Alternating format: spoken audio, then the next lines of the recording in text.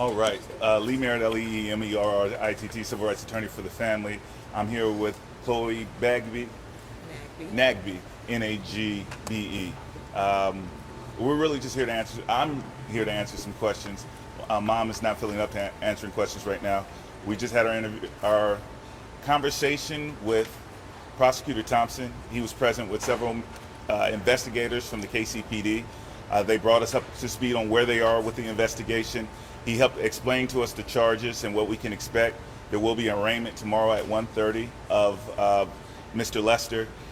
We were, of course, welcome to be there, and we were given a better idea of what the process will look like going forward. I'll be happy to answer any of your questions now. First, how is Ralph doing? Ralph is recovering. He has his good days, he has his bad days. He suffered such a severe injury that to complain about anything like a headache seems like a bad idea because he had a bullet in his brain on Thursday. After doctors scraped that off his brain, his recovery has been miraculous, but it's still difficult. His recovery, is he expected to make a full recovery? He is expected to make a full recovery. He's not there yet.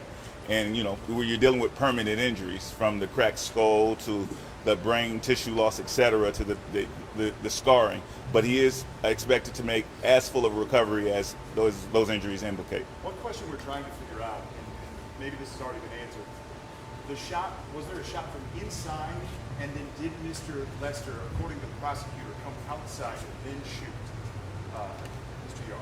I can say the prosecutor didn't answer that question, and I can only give you the order of shots and how it happened according to the victim himself, Ralph. Ralph says that he was shot through the screen door at point blank range, and when he went to the ground, he was shot a second time. He couldn't identify where the shooter was at that point, but it was after he was on the ground, having suffered the first shot, that he was shot a second time. Is that a different story than what Mr. Lester is saying? Not that we know of. Lee, are you calling for attempted murder charges? No, under the Missouri statute, attempted murder charges, number one, it requires additional burden of evidence, but it also will come with a lesser penalty. And so it was a question that we specifically spoke with Mr. Thompson about. We spoke to other prosecutors, and it doesn't seem appropriate in the state of Missouri. Are you satisfied, and is the family satisfied with the charges that were brought? We are satisfied with the charges that are brought as charges. Obviously, we want to see it through to a conviction and appropriate sentencing. What's your assessment of the meeting with the prosecutor? Mr. Thompson appears sincere in his desire to get a successful conviction.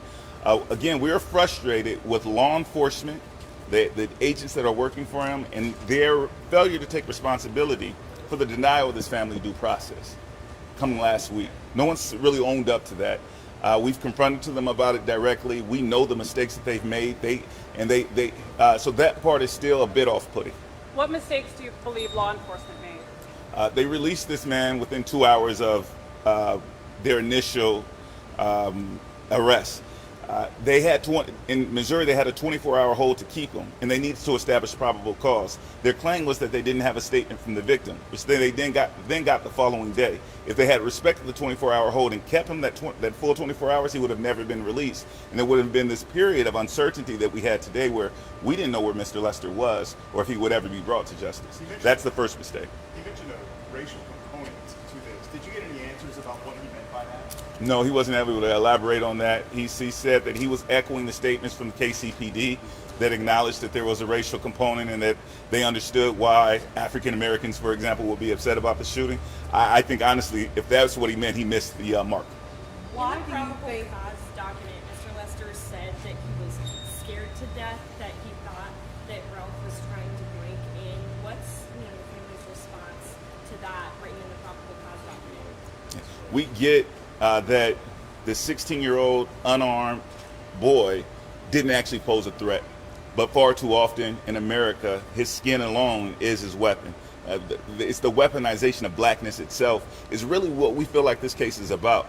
It's not only Mr. Lester who says he fears for his life when he sees black people. It's almost every cop who says I fear for my life as a justification for the use of deadly force against an unarmed suspect, and we hear it every day. We need to address that in our culture, that there seems to be an animosity or violence associated with response to just blackness alone. Why do you think this story has captured our country and our community? There is nothing normal about this story. I work tragedies every day. And we've been a part of some horrific cases. Both Majan, who was shot in this apartment complex, the Tatiana Jefferson shot in her bedroom, people walking while black, jogging while black, Ahmaud Arbery, etc. First, Ralph Yarl shouldn't be here today. He was shot point blank range in the head and a bullet entered his brain. That's going to capture the nation's attention. This is God trying to tell the nation something. I hope that we get the lesson out of it. I hope that we don't treat this like every other case and pause for a moment and say, what can we do differently? What is God trying to tell our nation about this case? When you see an entire high school, the high school that Ralph attends, and they shut it down and they walk the streets in support of her son, what does that do? What kind of fuel and comfort does that bring to you? I mean, it's such a relief for me and for this family. Justice, in order to change, in order to have justice, in order to change society, we need it to be disruptive. It can't be business as usual.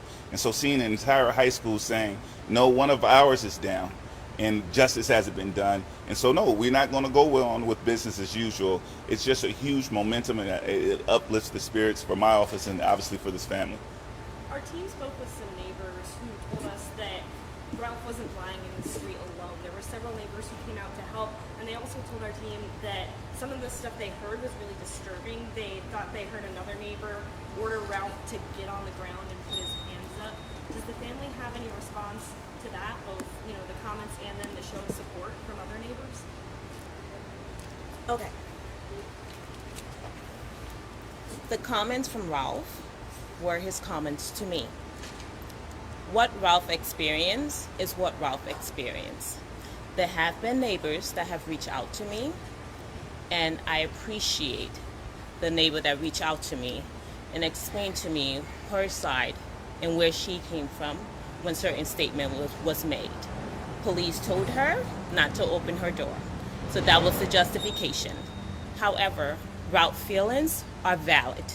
What he said is valid. How everybody else that was not shot said is not my business. Yeah. And I'll echo that just a bit. As we get into the details of the story, there's often a rush for people who aren't the victim to play victim. And we've seen this in case over and over again. The community members in that community, they're not the victims, right? If people are saying mean things or marching through their streets because a 16-year-old was shot with no accountability, deal with it, right? Because you are not the victim. That community is not the victim. Ralph is. Okay. What about the neighbors that came to help? Thank you. Thank you. Yeah. That's what we do as humans. We help. When you see a kid on the ground, you help. When you see a child bleeding, calling for help, you show up and you help because you will want that to be done to your kid. What is Thank your you. biggest hope for Ralph as he continues to heal and this case continues to work its way through the judicial system? He sees that there's a lot of love in America. There's a lot of good people. Doesn't matter black, purple, green, white, yellow, it does not matter. There are people filled with love. There are people who loves him that I have never met, that he would never meet, but they're pouring love into him and they're rooting for him. That's what I want for Ralph to remember from this situation. We're getting word that Lester has bonded out. How do you feel about that? $200,000 bond was set. It's not the kind of bond that necessarily will keep someone for a very long time.